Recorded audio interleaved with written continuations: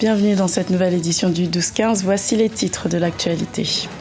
Au Burkina Faso, la justice a renoncé à son mandat d'arrêt contre Guillaume Soro. Le tribunal militaire burkinabé a demandé à la Côte d'Ivoire de poursuivre le président de l'Assemblée nationale ivoirienne. Également dans l'actualité, l'épidémie de grippe aviaire touche une nouvelle fois le Cameroun. Les autorités du pays ont décidé de mettre en place plusieurs mesures pour venir en aide au secteur avicole. Et puis il nous a quitté ce mercredi 8 juin. L'ancien sélectionneur du Nigeria, Stéphane Keshi, s'est éteint à l'âge de 54 ans. Nous y reviendrons en détail dans cette édition. Je vous le disais en titre, la justice militaire du Burkina Faso a renoncé à son mandat d'arrêt contre le président de l'Assemblée nationale ivoirienne, Guillaume Soro, pour son implication présumée dans le coup d'État manqué de septembre 2015. Cette annonce a été faite lundi 6 juin. Le Burkina Faso s'en remet désormais à la Côte d'Ivoire pour le poursuivre. Birama Saonera.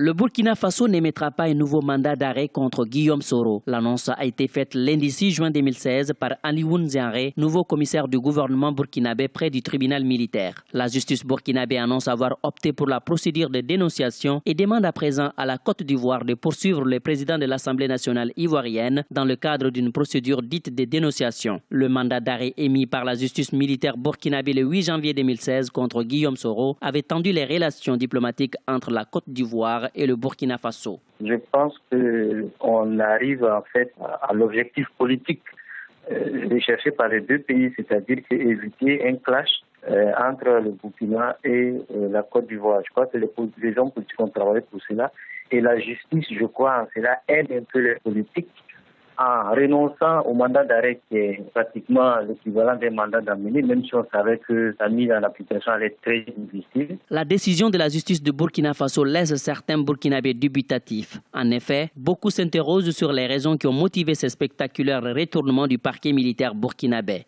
Déjà, une partie justifie un peu l'insurrection par les problèmes de justice. Et on se rend compte que les premiers pas qui avaient été posés, qui allaient dans le sens de ce qu'espérait la population, sont en train d'être remis en cause. Donc, une bonne partie de la population ne comprend pas en fait les suites à donner au dossier. La confiance est en train de s'effriter entre l'opinion et la justice, à tort ou à raison, parce que les juges ont les raisons, mais les populations n'entendent pas ça de cette oreille. La Cour de cassation burkinabé avait déjà annulé au mois d'avril 2016 une série de mandats d'arrêt émis en janvier 2016 contre l'ancien président burkinabé Blaise Compaoré et Guillaume Soro suite au vice des procédures constatées par le commissaire du gouvernement, le colonel Norbert Koudougou. À présent, la question qui s'est posée est de savoir si la justice ivoirienne poursuivra ou non le président de l'Assemblée nationale, comme demandé par la justice militaire burkinabé.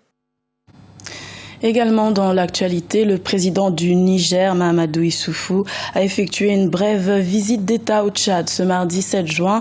Il y a rencontré pendant quelques heures son homologue Idriss Déby Itno.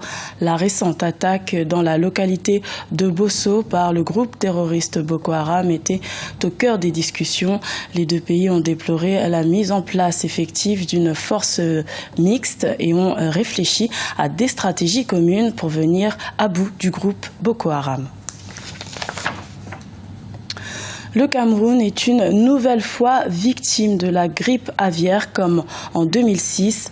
Les conséquences se font déjà ressentir, notamment dans la capitale Yaoundé, où les pertes sont estimées à près de 66 milliards de francs CFA.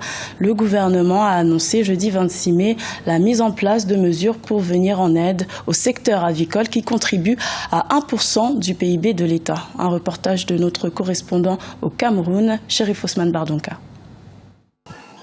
La filière avicole camerounaise est victime depuis quelques semaines d'une épizootie de grippe aviaire. La maladie a déjà entraîné de lourdes conséquences dans la ferme avicole de Vogbeti à Yaoundé où les premiers cas ont été signalés. Plus de 33 000 poulets ont été tués. Un manque à gagner estimé à environ 66 milliards de francs CFA. Des pertes inquiétantes pour l'interprofession avicole du Cameroun qui envisage le pays à cause de l'apparition de la maladie dans les autres régions du pays.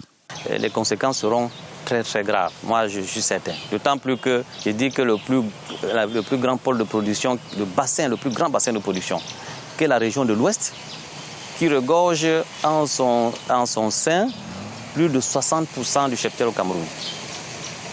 Surtout en poule pondeuse, plus de 60%. Donc ce bassin est affecté. Et le bassin du centre qui regorge le plus grand nombre de poulets de chair au Cameroun et qui a également le plus grand pôle de consommation au Cameroun est affecté. Donc Yaoundé, dont le département de Froundi est affecté.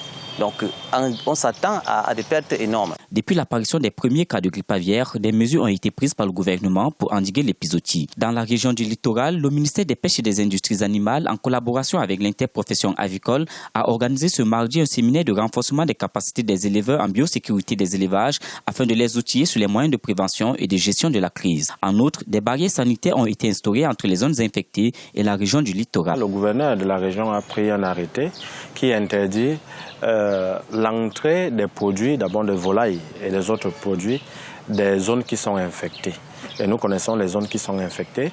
Nous avons donc, en application à cet arrêté, mis en place des barrières sanitaires au niveau des entrées de la région. Dans ces barrières sanitaires, nous contrôlons justement l'origine de tous les produits qui rentrent, de telle manière que lorsqu'ils proviennent des zones qui sont infectées, tout ce que nous faisons, c'est que nous les refoulons. Avec une contribution de 1% au PIB, le secteur avicole est l'un des piliers de l'économie camerounaise. Avec 15 milliards de francs CFA, il couvre 14% des besoins de la population en protéines animales. Pour 2016, l'interprofession avicole du Cameroun avait prévu une production de 50 millions de poulets, un objectif qui ne sera pas atteint à cause de la grippe aviaire. Également dans l'actualité, la compagnie aérienne Ethiopian Airlines a annoncé le 2 juin vouloir acquérir 10 à 15 Boeing 777-8S pour renforcer sa flotte de long courrier. La première compagnie africaine en termes de bénéfices dessert actuellement près d'une centaine de destinations internationales. La société désire agrandir sa flotte en passant de 77 avions à 140 appareils en 2025. Il a été footballeur international, mais aussi sélectionneur du Nigeria. Stéphane Keshi est décédé dans la nuit de ce mardi à ce mercredi 8 juin.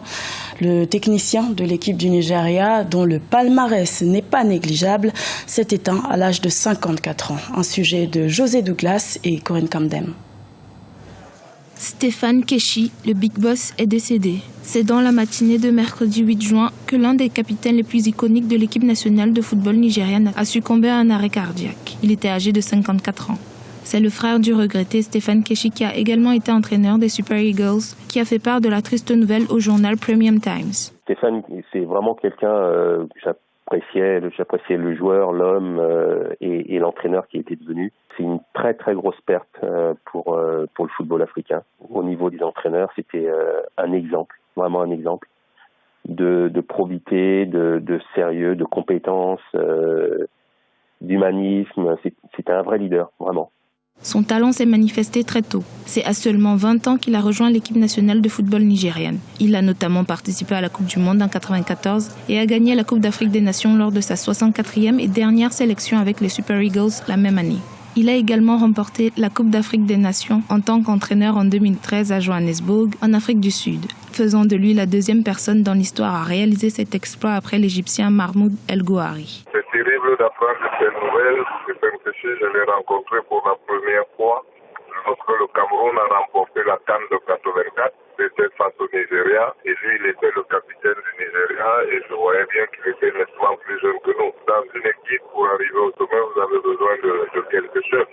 Le Nigeria a eu la chance de l'avoir. Vraiment Kotal, qui lui avait été entraîneur de l'Anderlecht, où Stéphane Keshi avait atterri. On parlait souvent de ce jeune Nigérian qu'il appelait le Kesh parce qu'il était costaud physiquement et qu'il ne s'arrêtait pas. Il était quelqu'un de très déterminé, très volontaire. Le Big Boss a réalisé son rêve de mener une équipe nationale à la Coupe du Monde en le faisant pour le Nigeria en 2014 au Brésil. Il nous quitte un an après le décès de sa femme, Kate Keshi, de suite de cancer et laisse derrière lui 4 enfants. Une autre perte est à déplorer, mais cette fois dans le cinéma gabonais. Le réalisateur Philippe Maury a mis fin à ses jours ce mardi 7 juin dans sa résidence de Libreville. Ce brillant acteur de cinéma a démarré sa carrière en 1954 en France et a tourné dans une vingtaine de films. C'était le journal de la rédaction. Merci de l'avoir suivi. L'information continue sur Africa 24.